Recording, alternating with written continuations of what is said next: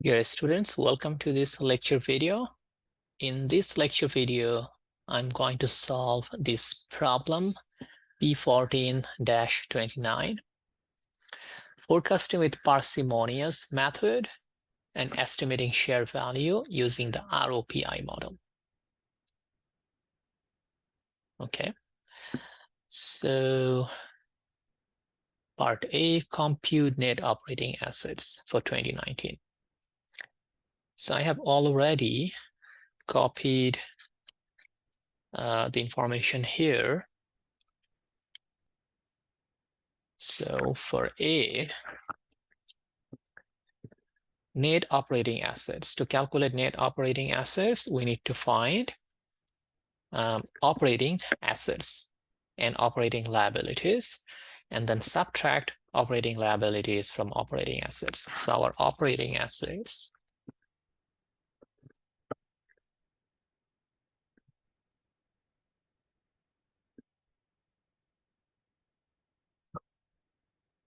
So if you remember from module 3, operating assets are those assets that are directly related to the core operations of the company. So if you go to module 3, that will help you refresh some of the information. So these fall into operating assets and these fall into operating liabilities. So our operating assets, go to balance sheet for 2019. So receivable, inventories, financing receivables, and others. So all of this, we can actually highlight all of this together. So these are from actually current assets, right? So we have also operating assets from non-current, meaning long-term assets. So I'll enter comma, property, plant, and equipment. This one, goodwill, all of this. So close parenthesis. This is our total operating assets. Now operating liabilities.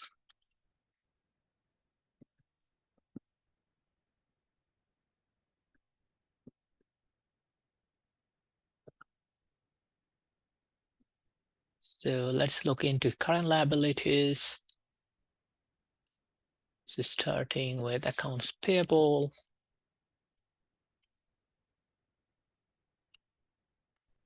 Yes, and from long-term liabilities,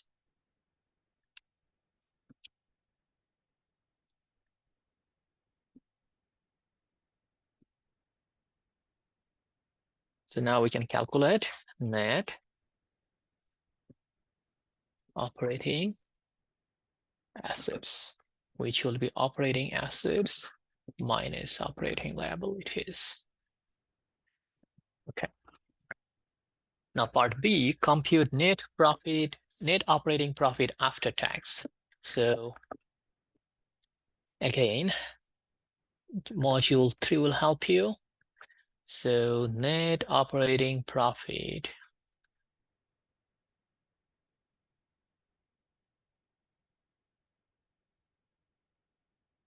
So net operating profit after tax is equal to net operating profit before tax minus tax on operating profit.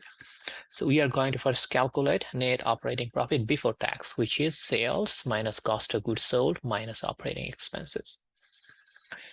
So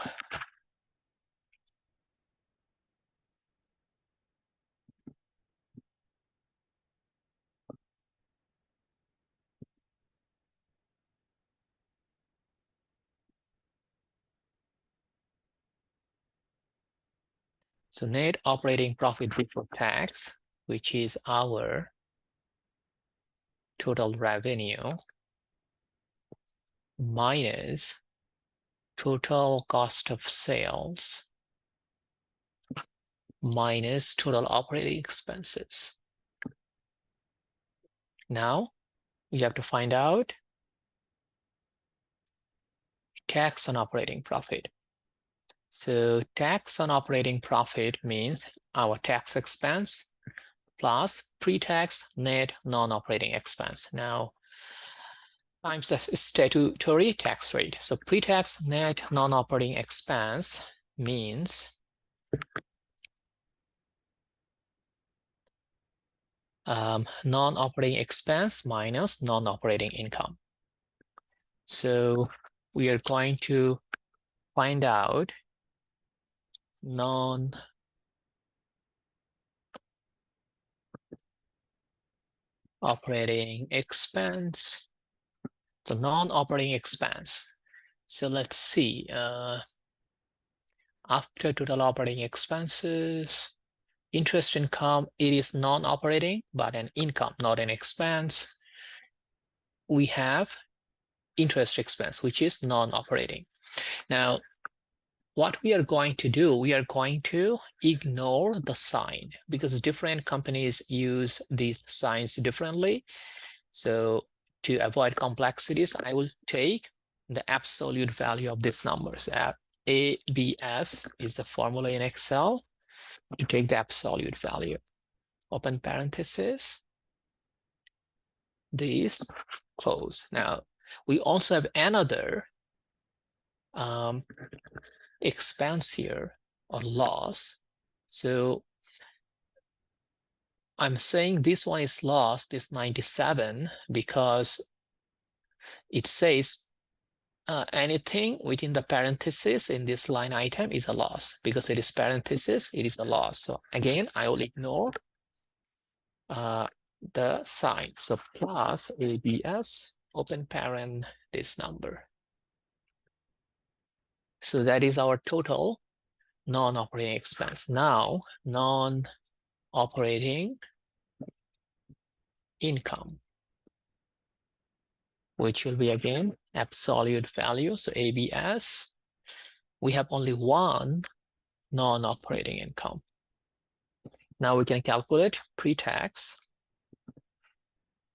net non-operating expense, which will be non-operating expense before tax minus non-operating income before tax.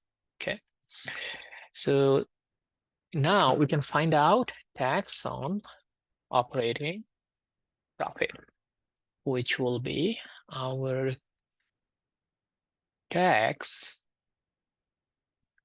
let's see, provision for income taxes plus open parenthesis pre-tax net non-operating expense times the tax rate, which is 22%, so 0.22 close. Now we can calculate NOPAT, net operating profit after tax, which is net operating profit before tax minus tax on operating profit.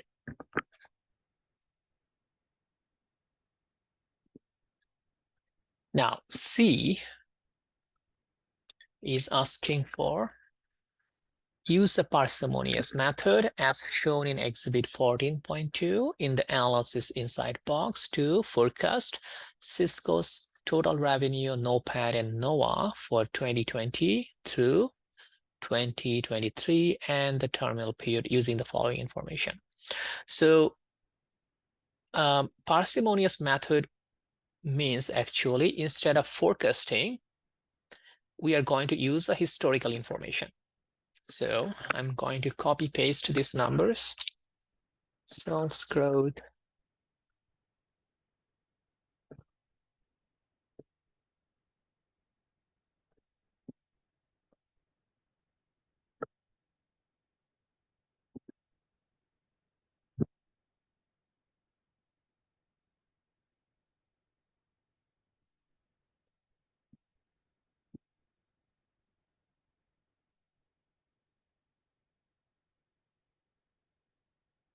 So net operating profit margin, which is our NOPAT divided by our 2019 revenue. And then net operating asset turnover.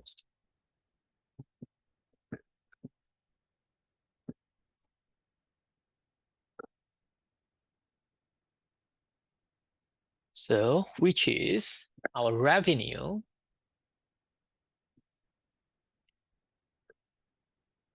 divided by our net operating assets.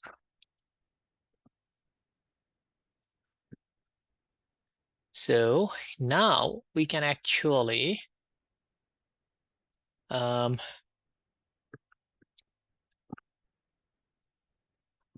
use the formatting or the template for ROPI. So what we are going to do, I'm going to copy a few things to save some time here. So this is our 2019.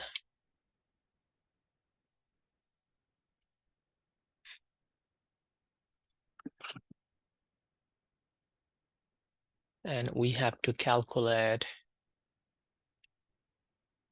total revenue.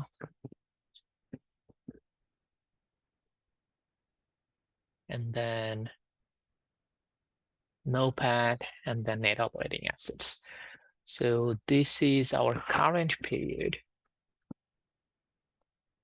revenue. Our current period NOPAT is this. Our current period NOA is this. Now, using this information and this historical ratios, we have to forecast. So total revenue will increase at 5% during the horizon period. So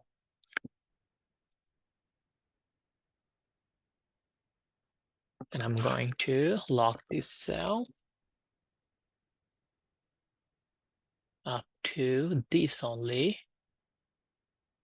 So this symbol means we need to just enlarge the width. Now for terminal period though, it increases by only 1%.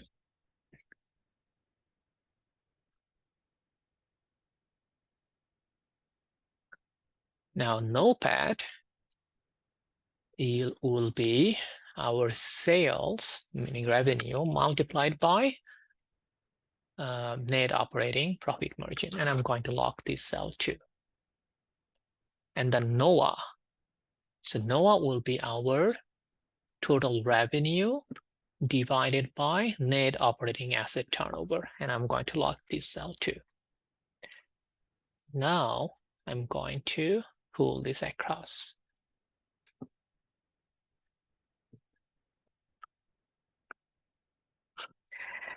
So after calculating this, if you remember from our ROPI method, we have to now forecast and discount ROPI. So to calculate ROPI, we need to calculate this part, net operating assets beginning times WACC. So NOA times WACC, NOA meaning here last year, right? And we are going to start with 2020 because we need present value of expected ROPI. Expected ROPI means future ROPI. So equal to our NOA of the beginning. So that means previous period times our WACC is, okay, let's see what does the problem say about WACC. So I'll get out of this cell. We actually finished part 3 and we are working on part D. So what I'm going to do, I'm going to create some space, highlight these, grab on a border. Okay, now I'm going to copy this additional information. So discount rate, that means WACC 7.6%. Common shares outstanding.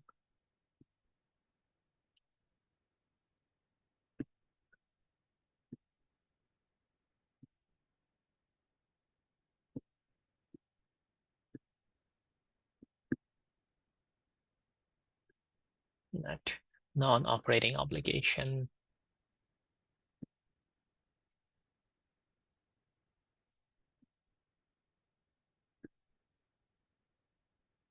is a negative number.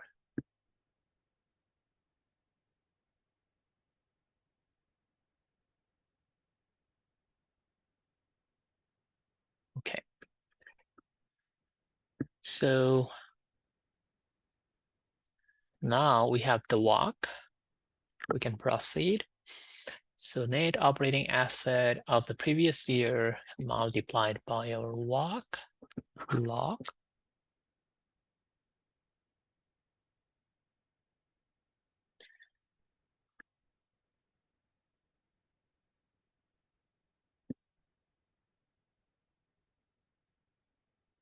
RPI notepad minus this.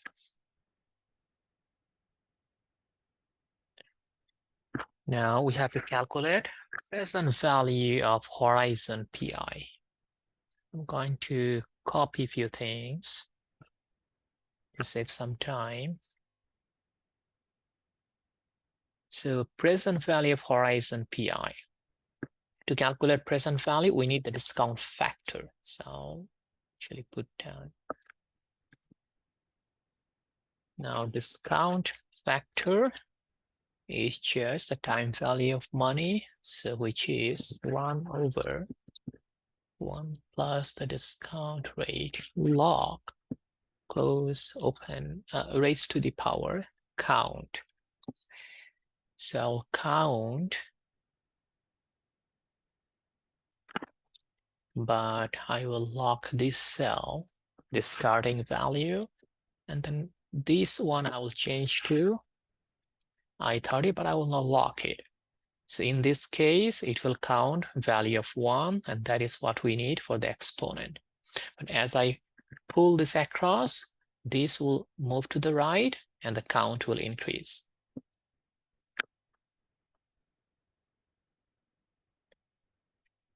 To this, now present value is equal to your ROPI times discount factor. Cumulative present value means sum of this.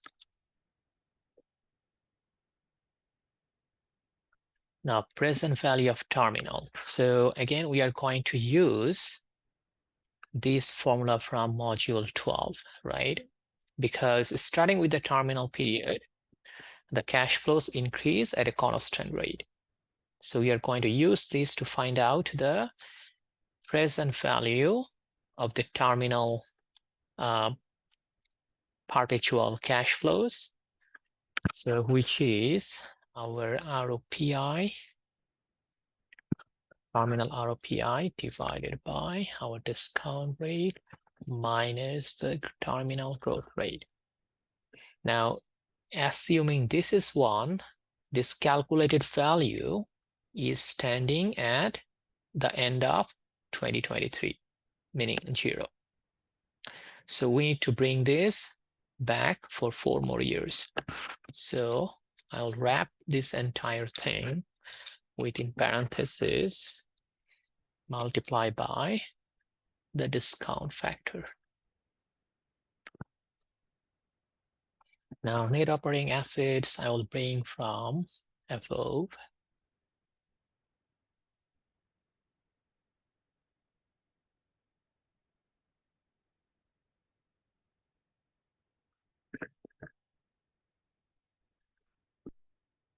So now my total firm value is just the sum of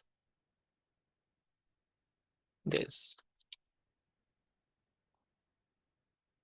But we want to find out value of a share of common stock, so we need to subtract non-operating obligation,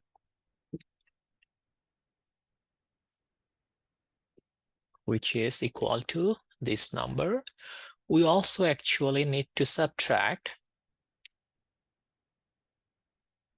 preferred stock, non-controlling interest, but we don't have any such any information regarding this, so we are going to ignore them. So now firm equity value is equal to our firm value minus net non-operating obligation.